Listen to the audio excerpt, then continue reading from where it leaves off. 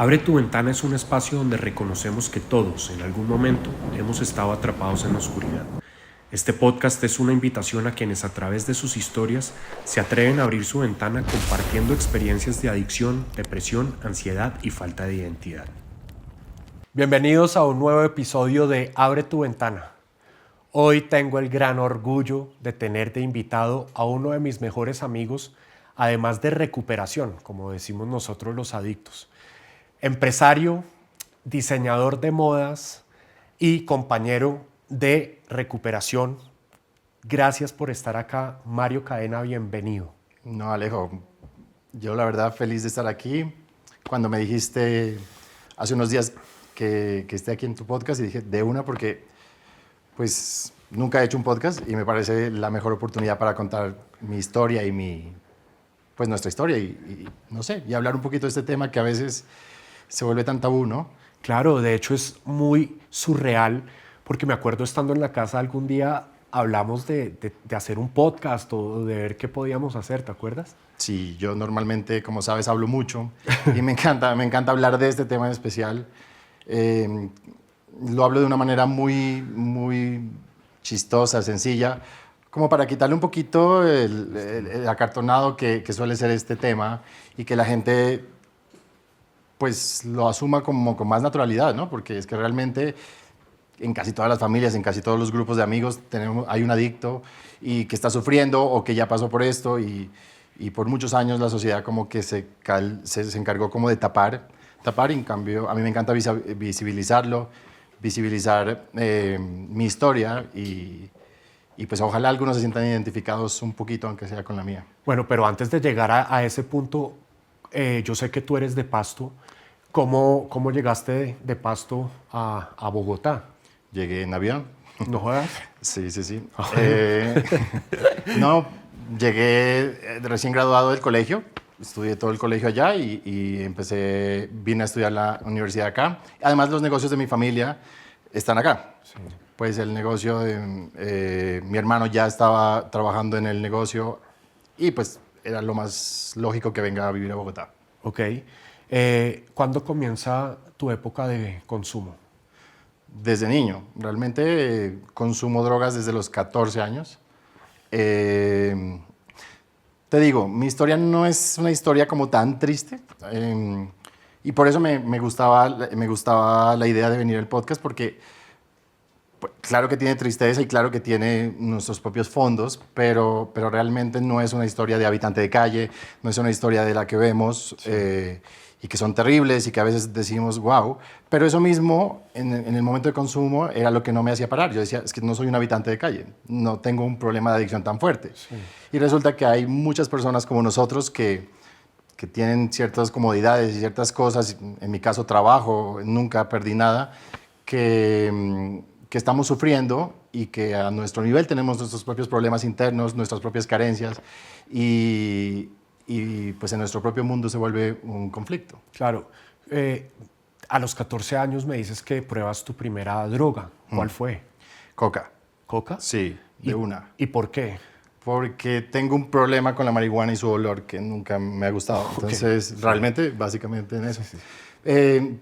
Yo soy de Pasto, a pesar de que parece una ciudad muy tranquila, es una ciudad donde el alcoholismo es demasiado fuerte, se empieza a tomar desde muy niños, o sea, antes, no sé cómo está en el momento, pero antes era una ciudad muy tranquila y muy segura, entonces pues nuestros papás estaban muy tranquilos de que estemos en la calle, con los amigos del colegio, todo es tan pequeño que se prestaba mucho para que estemos tomando, además por lo general, los papás también estaban tomando. Entonces es una ciudad, como muchas de Colombia, que el alcoholismo es algo muy normalizado. Entonces empieza a tomar desde muy niño y siempre he tenido esa necesidad de probar nuevas cosas y de ir más allá y empecé con una de las fuertes. ¿Y era muy común en los niños estar tomando desde tan temprana edad? Tomando desde muy temprana edad. Desde muy temprana edad y hasta no era tan mal visto. O sea, yo recuerdo haber llegado tomado a la casa o sea, nunca fue un conflicto. Entonces, como que dar el siguiente nivel de de pasar a cocaína, que es mucho más frecuente en Pasto que acá porque, bueno, por la geolocalización de Pasto, está Tumaco, todo eso es mucho más sencillo conseguir coca y la venden en muchas partes. Y, entonces, pues fue para mí muy fácil Entonces, conseguirla. consumes coca y te quedas ahí desde chiquito. Sí, obviamente como sabes, los adictos no empiezan como ¡pum! De una. Sí. Lo empecé a normalizar, empecé a verlo como, pues a que me sentía un poco más tranquilo, un poco más relajado al hablar, perdía el miedo. Lo mismo que por lo que la gente hace un trago.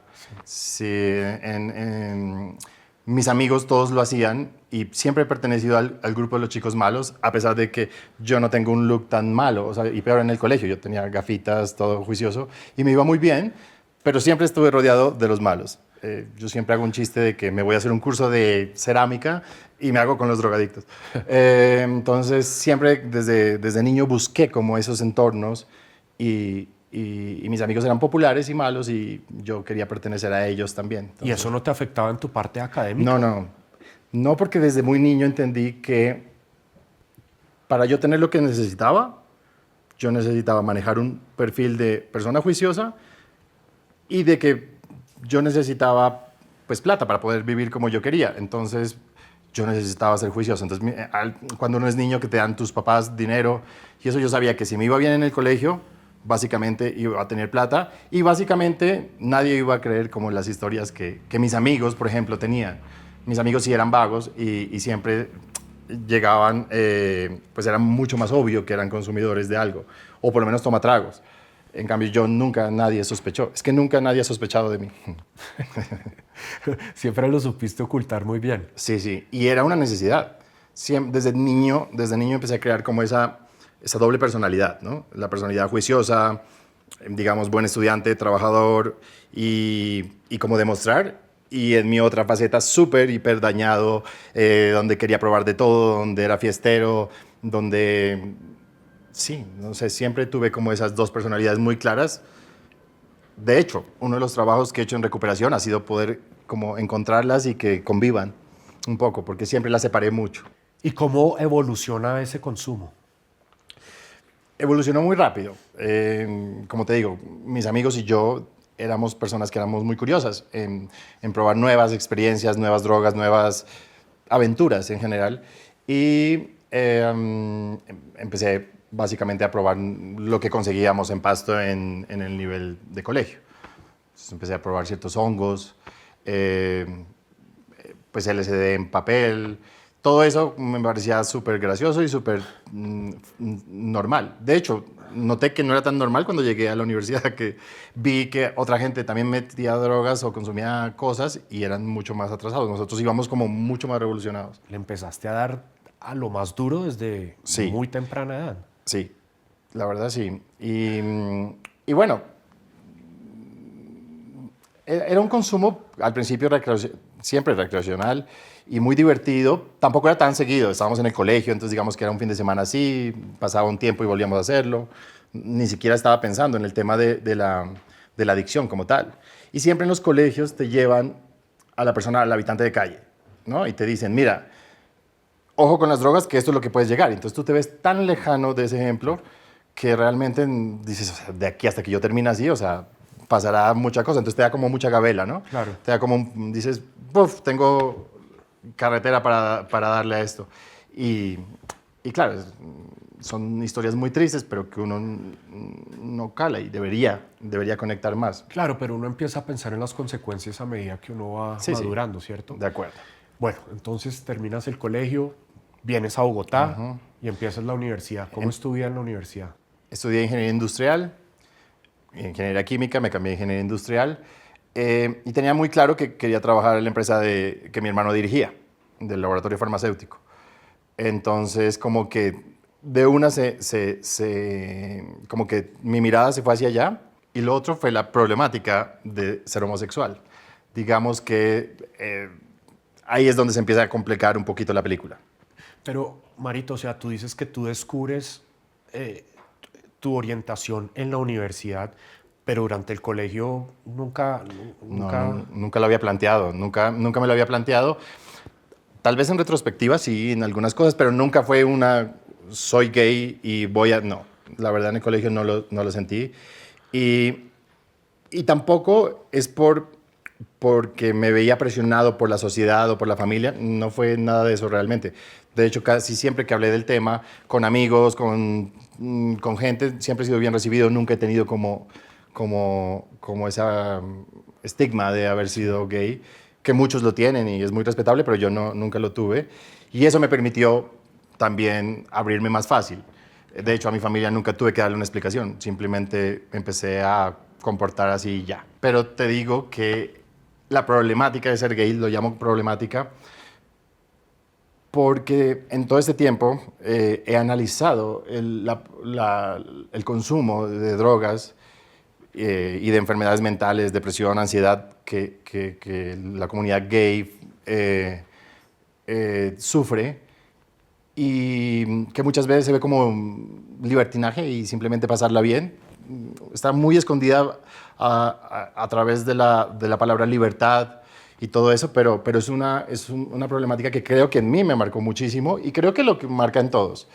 Porque tú al ser gay, primero tienes una batalla interna que es, pues, momento, que soy, que me gusta y es muy fuerte. Pero digamos, en mi caso no fue tan conflictivo. Fue como, ok, si soy esto, me voy con toda. Sí. Pero después es como darle explicación a la gente, a tu comunidad, a tus amigos, a las familias, a la gente heterosexual. Tienes que darle una explicación, como miren, soy gay, pero tranquilos que o soy bonito, o tengo plata, o soy exitoso. Es que los gays tienen que cumplir esas características porque si no la sociedad, o sea, eres la loca o la ni sé qué. En cambio, si eres bonito, pues, ay, qué chévere, yo tengo mi amigo gay bonito. Mario, pero, o sea, cuando tú descubres, por decirlo así, que eres gay, esa batalla interna que tienes es como con rabia con la vida, o por qué soy así, o, soy así. O sea, ¿cuál es esa batalla No. que Hubo, tuviste tú? hubo una batalla, claro, pero no fue tan grave porque piensas que te vas a liberar y entonces entras a una comunidad donde te tienen que clasificar también. Entonces, como te decía antes, tú vienes huyendo de las clasificaciones que te dan los heterosexuales y de las que tienes que encajar para encajar dentro de las clasificaciones internas del mundo gay. Entonces, hay mucha presión de perfección física, hay mucha presión de perfección social.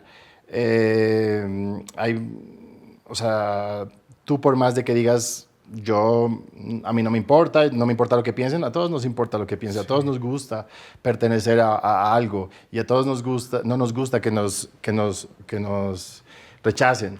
Entonces, en mi caso, mi papel fue jugar a un papel más de perfección, ¿sí me entiendes? De verme bien, de ser cool, y de pertenecer a ciertos grupos gays que puedan fortalecerme, pero no eran genuinos. Y lastimosamente dentro de esos grupos gays a los que conoces, pues está impregnado y empapado todo el tema de la droga y de drogas muchísimo más fuertes que las que ya conocíamos o que muchísima gente conoce. Entonces, por eso mismo. Y yo veo si haces un análisis, ¿cuáles son las principales drogas que consume la comunidad? Yo creería que son drogas que den una fortaleza a tus inseguridades, que te quiten tus inseguridades. Pero ¿cómo hacías para manejar esta presión que tu propia comunidad te imponía? Pues básicamente con drogas. Eh, Como te dije, las drogas son el hilo conductor entre todas las subtribus y cosas que encuentras dentro de la comunidad gay. A ti te pueden clasificar por cómo te ves, por cuánta plata tienes, por socialmente quién eres. Eso pasa en una sociedad normal. Ahora entras a si eres gordo con pelo, si eres flaco sin pelo, no sé, que si eres muy afeminado o más macho. Y simplemente así funcionan las subtribus. Pero dentro de todo siempre hay hilo conductor de drogas. Y las drogas, yo lo he analizado en todo ese proceso que he tenido. Las drogas te son un complemento para batallar con eso, para darte confianza, para sentirte que perteneces a algo y sí, por eso vos muchas veces ves a una persona con tanto empoderamiento en el mundo gay, como a no dejarse, y es como por esa lucha, por esa, respétenme, aquí estoy, pero realmente uno cree que la lucha está ganada cuando sales del closet y realmente no pasa. Y también hablamos de que el problema son los heterosexuales que no entienden nuestra sociedad y no es solo eso. También pasa dentro de la comunidad y de sus rechazos y de sus clasificaciones y dentro de sus cosas. Afecta muchísimo tu tema sexual, la forma como abarcas tu sexualidad.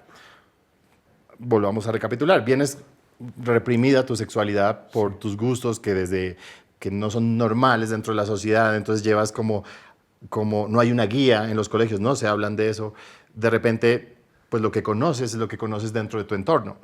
¿Y qué encontramos en nuestro entorno? Encontramos una mano de prácticas sexuales a través de la droga que están totalmente desbordadas y que desdibujan mucho el concepto sexual y la relación sexual. Y a eso añadámosle el tema de pornografía, todo eso engloba, entonces tú tienes que llegar a ese canon, alcanzar ese canon para que te respeten. Wow, pero es un mundo muy complejo. Es muy complejo y por eso creo que hay un porcentaje demasiado alto en personas homosexuales que consumen drogas y consumen drogas fuertes y que tardan, yo no sé si más, pero nos cuesta caer en cuenta de que está mal y de que estamos desdibujando el tema de libertad. Estamos desdibujando el tema de que ahora soy libre y entonces vemos un Pride y es todo fiesta y diversión, pero realmente, sí, chévere festejar nuestra libertad y quiénes somos, pero yo siento que está disfrazado un poco y es una excusa perfecta para todos, para mucha droga y mucha cosa. No quiero ahora que la comunidad se sienta muy afectada por lo que yo estoy diciendo, pero es algo que yo vivo y pienso, o sea, dentro de eso. Yo siento que la excusa de ser libres y gozar se nos ha desviado y somos una sociedad que tiene muchos problemas emocionales y no se atacan de raíz, sino que se camuflan. Y se camuflan a punta de drogas que están súper normalizadas dentro de la comunidad. Es que es casi todo el mundo que lo hace. Claro, pero sin querer generalizar, en tu experiencia, ese consumo de drogas, a pesar de todas estas presiones y de todas las situaciones que te ha puesto la vida, ¿hay dolores detrás de ese consumo? Siempre, siempre. Como te digo, o sea, a pesar de la clásica frase que uno dice que tiene una armadura, acá en este caso tenemos una armadura de seguridad, de belleza, despilfarro. Sí, como de ser alegres y dicharacheros, están muchos miedos reprimidos. Lo que te digo, está el miedo de que no triunfes o no seas lo suficiente y que te digan que eres una loquita más y todos sufrimos de eso. Nadie nos gusta. Y es doloroso y el consumo se empieza a volver la herramienta perfecta para tapar esas inseguridades. En mi caso pasó así. En mi caso, yo siempre, digamos que me consideraba una persona segura, pero físicamente no tan segura. Cuando llego a una sociedad gay donde los cuerpos eran perfectos, donde todo el mundo está luchando por verse súper bien, vestirse súper bien, ser súper cool, viajar por el mundo. Y eso que a mí me tocó el inicio de redes sociales, pero sin embargo me tocó mucho el tema de que todo el mundo esté viajando por el mundo y yo no. Yo estaba trabajando y eso que a mí me va bien económicamente. Sí. Como que te empiezas a sentir que está mal conmigo, o sea, en qué puedo, que está fallando. Entonces empieza a escalar tu consumo en diferentes sustancias hasta que te encuentras perdido y te encuentras fuera de la principal razón que era a veces tan básica como encajar en un grupo de amigos. Claro. Entonces, listo. Entonces, en tu universidad pasas a descubrir tu identidad, a experimentar otras sustancias y empiezas a trabajar con tu familia. Sí, y como te dije cuando empezábamos, siempre manejé ese doble perfil. Sí. Siempre manejé, entonces ya soy ingeniero industrial, trabajaba en la empresa de medicamentos, donde yo era el director comercial, donde es un sector muy serio, no es un sector donde encuentres, tal vez en el interior lo haya, pero es puro señor de corbata, no es tan fiestero. Y por las noches yo era otra persona totalmente. Entonces, ¿qué tenía que hacer? Conseguir dinero para que me respeten. Y ahí se empezó a tergiversar mi relación con el dinero. Ahí se empezó de repente yo quería tener cada vez más plata y más bienes para vestirme con ropa de más marca, para verme más bonito, para poder viajar por el mundo a festivales gays y para que todo el mundo diga, wow, qué chévere, eres de los gays chéveres. Entonces, eso es mucha presión porque cuando me di cuenta estaba totalmente metido en un mundo donde mi vida giraba en torno a la fiesta, al mundo gay, a qué dirán estos, a qué dirán aquellos, a que soy amigo de este, a que soy amigo de este, y mi profesión totalmente perdida, disfrazada de éxito, porque, pues claro, en una empresa donde me pagan bien, donde puedo tener privilegios de faltar cuando quiera, pero sin embargo que me iba bien y ganaba mucho dinero, tenía, si tú lo veías desde afuera, decías, esta persona es una persona de éxito, porque le va bien económicamente, mira cómo se desarrolla socialmente de bien, conoces a mucha gente, mira cómo viaja, o sea, era como el sueño de muchas personas que tal vez me conocían, y la realidad no era esa. La realidad es que yo estaba detrás viendo cómo hacer, odiando toda mi semana para que llegue el fin de semana y poder rumbear y poder salir de un trabajo que no me gustaba, de una profesión que no me gustaba, que simplemente la dejé ir por ahí. ¿Y cómo hacías para que esta doble vida que llevabas no te afectara en tu trabajo o en tu familia? ¿O sí te afectó? Pues yo creía que lo manejaba perfectamente, por mucho tiempo, porque digamos que era bueno haciendo mi trabajo. Y con mi familia, si tú estás haciendo bien tu trabajo o eras buen estudiante, era suficiente. No, nunca... También los entiendo, ¿no? O sea, porque si tu hijo, pues al parecer está todo bien y es responsable y va todos los días a trabajar, pues está bien. Nadie como que entra a indagar más. Entonces como que fue muy fácil por muchos años tener esa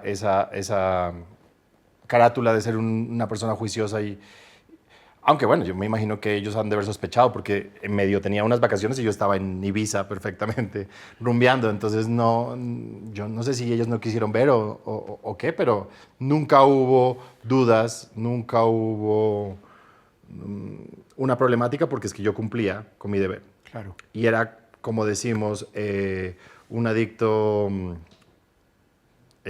Funcional. funcional, un adicto funcional. Entonces, era la vida perfecta. De hecho, yo en ese momento de ego, yo pensaba y criticaba a las personas que no tenían ese tipo de estilo de vida mío. O sea, yo decía, ¿pero por qué no pueden trabajar y rumbear y tener todo? Oh, no entiendo por qué la gente no puede. Cuando realmente es algo insostenible, porque es que tu base es la inseguridad. Yo no quería trabajar para ser un mejor profesional, yo quería trabajar para tener más plata y pertenecer. Claro. Entonces, yo creo que cualquier tipo de causa, si está basada en odio o inseguridad o eso, no te lleva a ningún lado. Entiendo que las drogas son una parte medio fundamental en este mundo, ¿cierto? ¿En qué momento empieza a afectar esto en el tema sexual? ¿Se usa mucho? Mucho, todo el tiempo. Yo quiero que sepan que estoy generalizando mucho. Claro, debe haber personas que nunca han probado drogas y son gays y tienen otro tipo de vida. Yo hablo del grosso de la comunidad y de tu experiencia. de mi experiencia y de las personas que conozco y conozco muchas.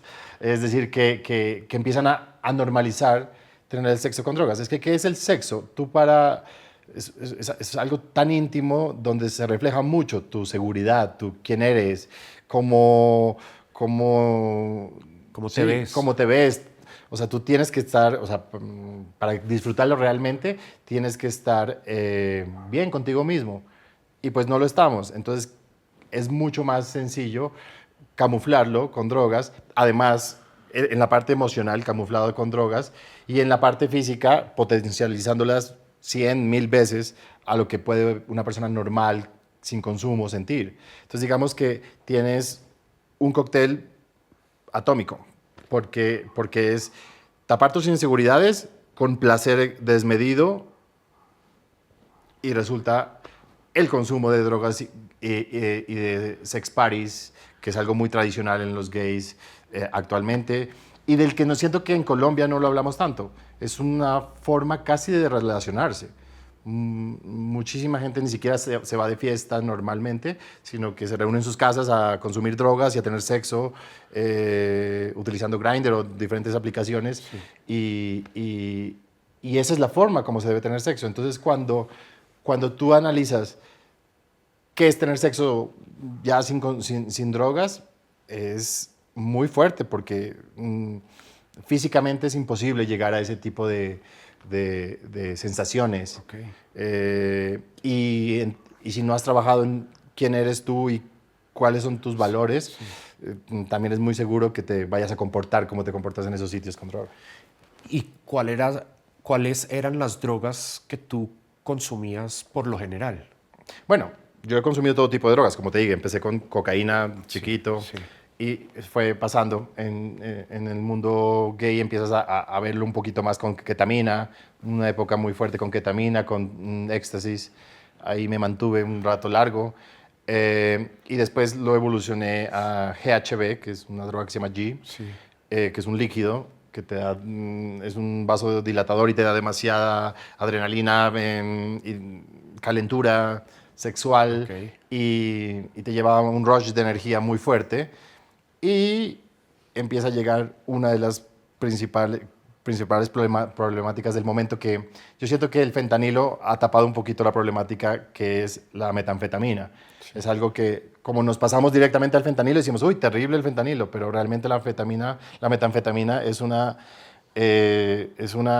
cosa que está destruyendo al mundo y está súper metida en el mundo gay, está súper normalizada y es una droga que parece tan inofensiva porque, pues, pero es que realmente te deja sin alma. O sea, es una droga que no sientes mucho al principio, pero la vas convirtiendo dentro de tu día a día, dentro de tus prácticas, y creo que ataca a todos tus miedos. Ok. Ataca a tus principales inseguridades.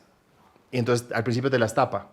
Entonces tú dices, qué mejor algo que simplemente fumes y te quite todas tus inseguridades, te sientas bonito, te sientas más flaco, te sientas seguro, que puedas hablar, que no seas tímido. O sea, es la droga maravillosa. ¿Y cuál fue ese punto de quiebre en tu vida que tú decides ingresar a una casa de rehabilitación? Mira, casi en todos los casos la gente topa los fondos que conocemos, que son el fondo más grande que tuviste para que tú tomes reacciones en tu vida.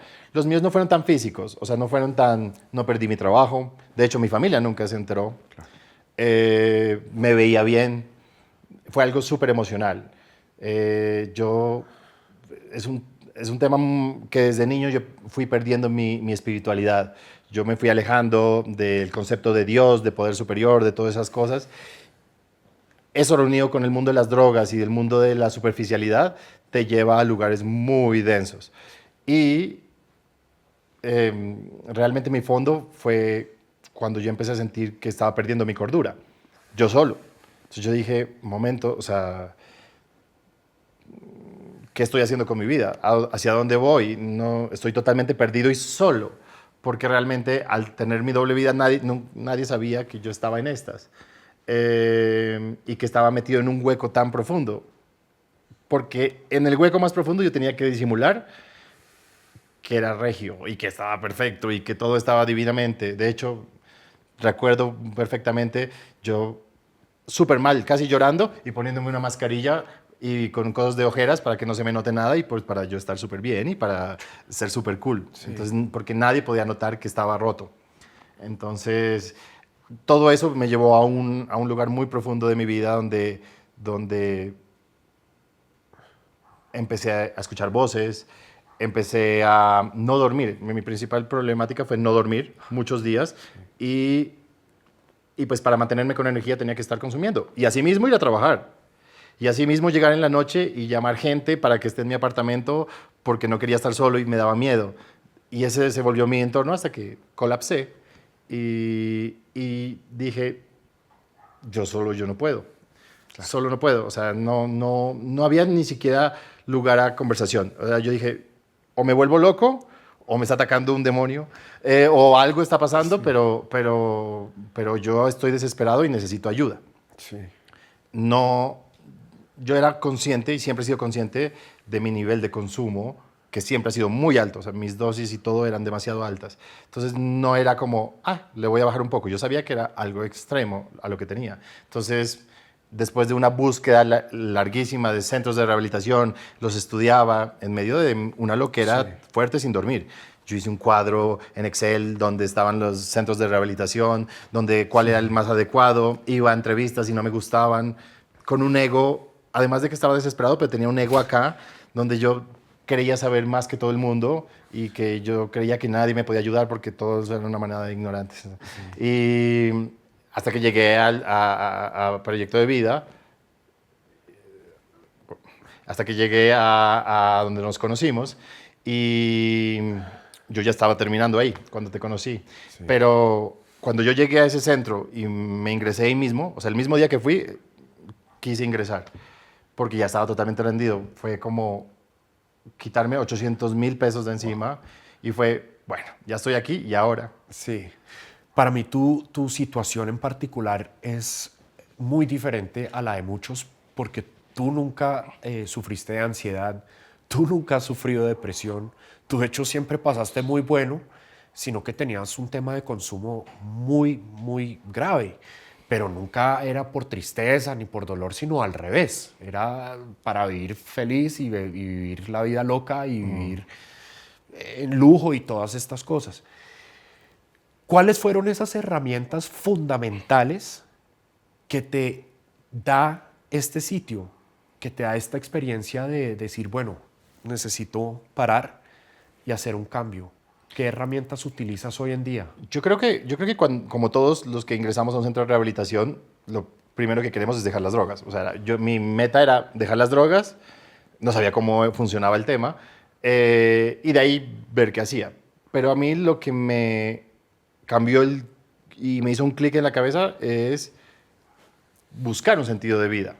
O sea, ¿qué voy a hacer con mi vida? Porque es que dejar de consumir y ya, para mí no es suficiente ni me va a llevar a nada. Claro. De hecho, esta vida es lo suficientemente dura como para estar sobrio y en la mala. Sí. Entonces yo digo, no, o sea, yo he tenido claro siempre, yo hago este sacrificio porque dejar de consumir y de dejar ese estilo de vida es un sacrificio que me ha costado, yo llevo 3 años y medio casi en esta lucha, pero porque quería encontrar un motivo de vivir y encaminar como mi vida. Si yo no hubiera encontrado esas herramientas y hubiera podido ver eso, creo que estaría pues en otra situación, no sé en cuál. Claro, pero específicamente, ¿qué herramientas utilizas? ¿El poder superior sí, te ha mejorado? Bueno, mucho. Pero el principal es el solo por hoy, que de hecho lo tengo tatuado, sí. Porque el solo por hoy iba totalmente en contra de lo que yo normalmente pensaba en mi vida. En mi vida yo siempre estaba proyectado al futuro y qué iba a pasar y qué iba a pasar y qué iba a pasar y mientras tanto sufría mucho el presente. Ahora es al contrario, mirar el presente, intentar hacer las cosas bien hoy, que hoy sea mi día, por ende no consumo, por ende intento ser un mejor ser humano y así va evolucionando y por ende hoy busco trabajar en lo que a mí me llena, ¿no? Mario, constantemente le doy gracias a la vida por tener a amigos como tú que pasaron por cosas muy similares y sobre todo compartimos este lugar donde pudimos rehabilitarnos. Quiero agradecerte por tu honestidad, por tu valentía, por tu sinceridad, por tu tiempo, sobre todo. Gracias por aceptar esta invitación de venir a Abre tu Ventana. No, Alejo, como te dije al principio, emocionadísimo. Lo siento como que estuviera totalmente en una casa sin micrófonos charlando de esto, aunque ya conoces mi historia.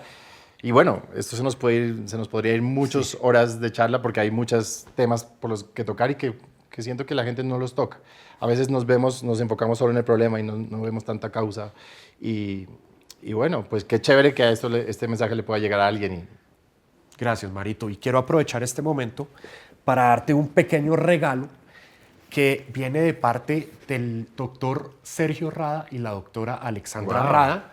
Es un pequeño kitcito que espero que te guste mucho. Con mi foto. Sí, obvio. Wow, muchas gracias.